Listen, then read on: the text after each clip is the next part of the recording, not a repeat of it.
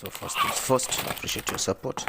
So to leave your machine clean, smelling good, is to do a drum clean. We advise maybe after every month, after 2 months. This depends on usage, on how you use the machine. Okay, so here I'm using washing machine tablets. So I prefer doing it on hot water.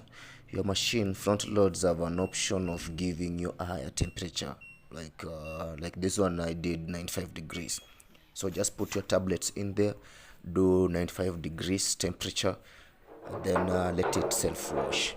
If you do this like twice a month or maybe once a month, the machine will remain clean, it will smell good. So we have these tablets available, you can get them online.